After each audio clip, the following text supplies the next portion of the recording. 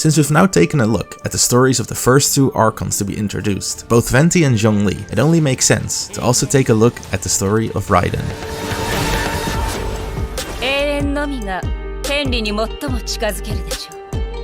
Or should I be saying stories, as through the course of the video you'll come to find out that there isn't just one Raiden, and depending on how you look at it, there might even be more than just two. It's not surprising at all that there's so much confusion around the time of a reveal. I mean, who's Raiden, who's the Shogun, who's Ei, who's Beelzebul, and remember when everyone called her Baal? At the end of this video you'll know exactly who they are, as they're not exactly the same person. So, who are these gods exactly? Not much is known about them from before the Great Archon War, or even during, just that they were twins, light and dark, fighting side by side. The older, calm and more peaceful sister, Raiden and Makoto, and the younger, brash but formidable warrior we know as Raiden Ei. Together they formed a powerful duo, claiming victory during the Archon War and uniting the separate islands of Inazuma. After they won the war, they decided on splitting their roles. While Ei was far superior to her sister in combat, she believed her more kind and peaceful sibling would be far more suited to rule Inazuma instead, as she understood little of mortal hearts herself. Ei then went on to sacrifice her own body so that Makoto could go on and ascend to Celestia,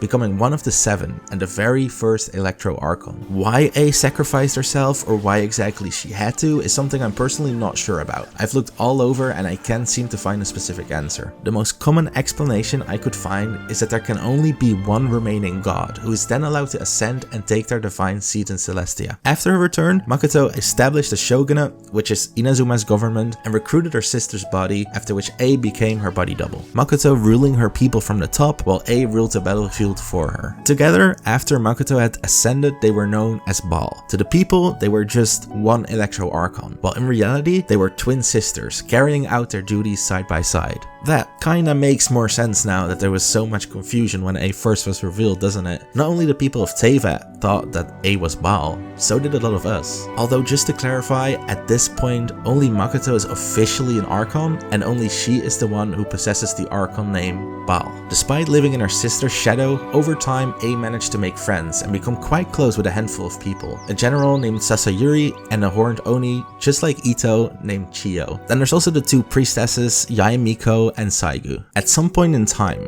during the peace that was established after the Archon War came to an end, Inazuma was attacked by the serpent god Orobashi and its followers. Orobashi was defeated during the Archon War and fled from Teyvat, but somehow ended up in Enkonomiya, the place underneath of Inazuma. All you should know for Ei's backstory is that she gathered the shogunate forces and fought back against Orobashi. Unfortunately, Ei lost one of her close friends Sasayuri in battle, after which she ultimately defeated Orobashi, slaying it with the help of her Muso no Hitatachi, which is her technique that you see her use every time you use her burst in-game. Her strikes were said to be so powerful that not only did she cleave through the serpent god, she also ended up striking through the entirety of Yashiori Island, creating Musojin Gorge. This is the place you see in the northern side of Yashiori Island, where you can still find Orobashi's remains right now. After peace had returned, 500 years before the game starts, the Cataclysm happened, and the chaos and destruction left behind by the Abyss called for Inazuma to stand up once again. Makoto and Ei, alongside two of her dearest friends, Chiyo and Saigu, battled against the Abyss. They fought very hard, but Chiyo was swallowed by a beast with the body of a tiger and a snake tail. Fortunately, she ended up escaping, slaying the beast, but while she was inside, Chiyo became stained and corrupted,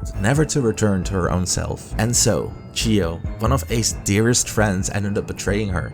Raising her sword, they fought, but Ei emerged victorious, slicing off both of Chiyo's horns and her dominant arm, but refused to chase after and finish off her corrupted friend once she fled into the forest. Around the same time, Ei parted with Saigu, as the latter was to confront the Abyss, but unknowingly, that was the last time the two would ever talk, as Saigu disappeared into a deep darkness, her body and mind consumed and grinded to dust, but her memories living on in the form of the masked maiden that you can find at the shrine near Konda village. You know, I really feel bad for Ei. She lives an incredibly long life and ends up seeing all of her friends die around her. But to make matters even worse, somewhere during the Cataclysm, Ei and her sister fought against Kainrya, which ultimately led to Makoto being defeated, her life slowly fading away in Ei's arms, which left her scarred with something all long-living beings in Genshin eventually suffer from: erosion. Erosion is something I briefly talked about in a previous video, but it's an interesting topic I'd love to go in deeper. Afterwards, Ei took over her sister's place as the Archon, without the public even knowing. Ei, or now her true Archon name, Beelzebul.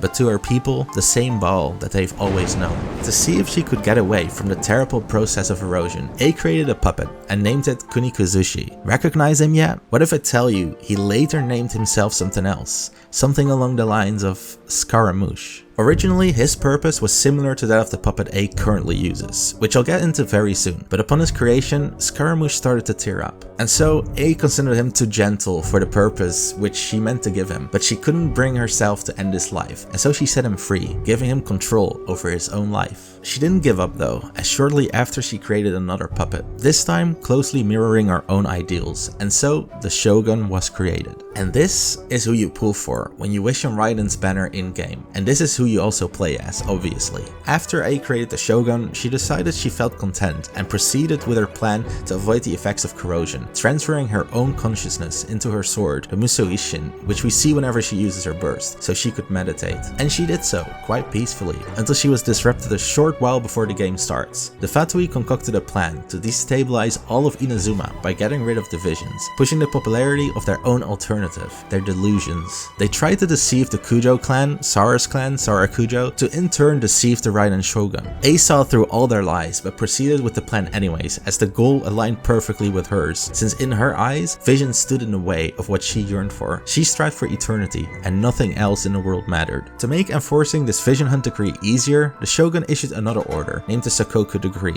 Inazuma's borders were to be shut, and anyone who wishes to enter or leave had to pass a strict assessment by the authorities. To enforce this even further, the Shogun created a storm barrier that surrounds all of Inazuma, preventing anyone to pass who isn't allowed in or out without good reason. Up until the start of the game, this is Ei's, the Shogun's, and Inazuma's fate, sealed off from the rest of Teyvat. This has been Ei's story up until now. What happens after, and a lot happens after, is for another video.